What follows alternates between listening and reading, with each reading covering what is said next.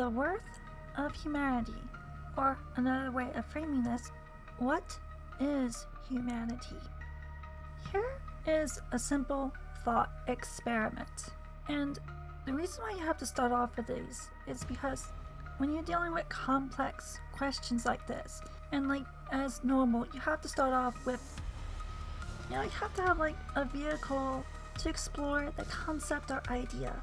And I've done this before, and I do this normally when dealing with such larger concepts because there's a lot to cover. And if I was just like to give like a simple definition, usually like I say, like you have to come to your own conclusions. And if you don't give someone the tools to come to those conclusions, it's like, what is it really worth? So let's start with the vehicle here. And like usual, if of how these things are done, I use stories or vision quest type of ways to explore these ideas, because that's like the primary vehicle I like to use. And I'm not going to get into like all sorts of things like to help improve your vision quest or help improve your ability to explore the spiritual universe. In this one here, I'm just giving you my one as I've gone through it, because this is a really big topic. So here's how you should approach this, or a tool or the vehicle. I want you to imagine that you transport a human consciousness, a human soul, into a machine. Whether it be a matrix, a robot body, wherever type of thing you want to transport it into, that's not a human body, a human vessel. And then ask yourself this question: is that machine now human? Ask yourself, is the robot human? If I put humans into a matrix, does that make the matrix human? Does the matrix now have a soul? And this is the thing when you like kind of think about, this concept. Like, when do you become you, and when does it become your body? In other words, like, what is the distinction between you and your body? Now, I will explain, like, in like some other thing or whatever later down the road, what a soul is, and like show like kind of these things, and explain some of these other concepts. But here, I'm just trying to get this understanding across that if you were to put a human soul into a machine, many people would say, well, it's a human being inside a machine. Not really understanding that, well, it doesn't have a body, why is it human? Now, let's take that a little bit further and look at it from the soul's perspective.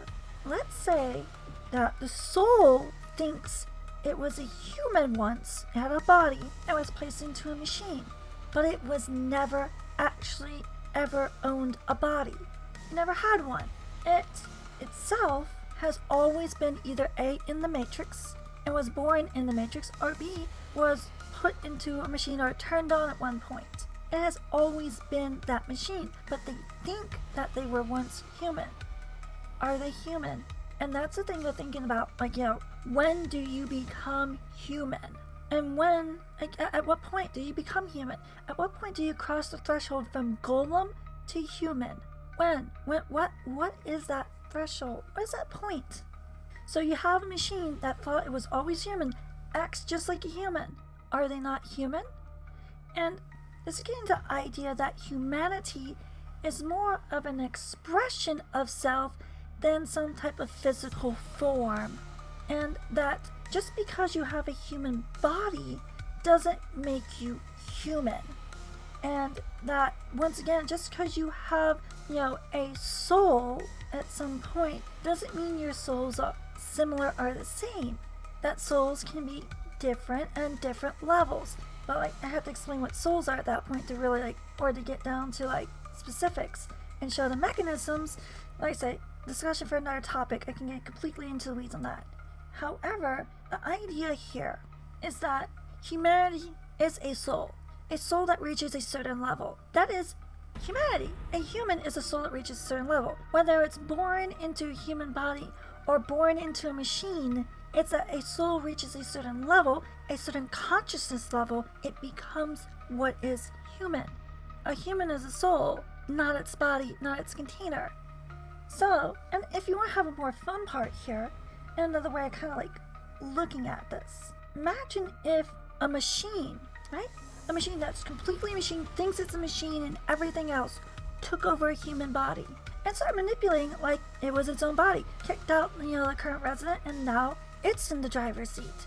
Is that machine a human? Never acknowledges itself as a human? Does not act or think or, do things in human processes? Is very mechanical in nature? No, it's not a human. Because the soul is not defined by its vessel. And this is something a lot of people do because they know if they define a soul by itself, the actual soul, well, they understand that their existence is lacking or someone they care about's existence is lacking. And thus, and I say this is kind of like another ultimate cope. Rather than admitting the soul exists and that souls can reach levels, they say either A, no souls exist, or nothing and whatever, or all souls are equal and the same, and therefore the soul in this organism or whatever is equal to the soul of this other organism. No questions asked, nothing at all, because they can't sit there and say, well, actually this soul is not a real soul, or not at the level of these other souls. And that if there's levels of souls, someone they care about or something they desire or want is at a lower level, and they don't want to emotionally deal with that. So rather than A, try to spiritually enhance them to a higher level, and once again, that's why it's a cope. It's basically the ultimate admission that they cannot spiritually enhance something they care about.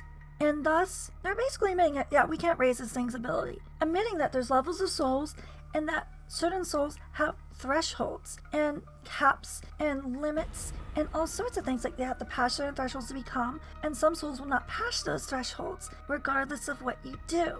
So that's why when it comes to these questions, it's really tricky to deal with people because you'll have some religions add some things or whatnot that doesn't make any sense. Say, well, if you're born of a certain people, you have a soul, but other people born in other places don't have the same soul as you or something. And stuff like that is really annoying because you're like, no, dude, no one's born with a soul. A soul is forged. And when a soul is forged, like I said, I'm not trying to get into specifics here, but this is just grand overview. When a soul is forged, that's a process. That's a process and a half. It's a big deal. So saying that you are born with a soul, that is a grave just misunderstanding of everything, and it leads to all sorts of confusion. Because if you say you're born with a soul, then, and I'm just trying to show you this, then as soon as the moment of conception happens, there's a soul there now. It is humanity. It is everything. It's all this stuff. And because all souls are equal or whatever in this thing or whatever, that soul has an equal weight of someone else who's existed for 30 some years. Equal weight, right? Their souls are equivalent. That they're the same thing as if you did one or the other.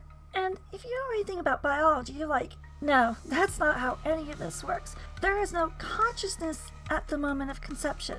And what you could say is a quasi material consciousness. In other words, the idea of maybe quorum sensing or chemical reactions or a form of chemical consciousness, as in understanding that there's a certain three-dimensional structure there and it's going to react in certain ways. And that in of itself is a very, very, very limited consciousness.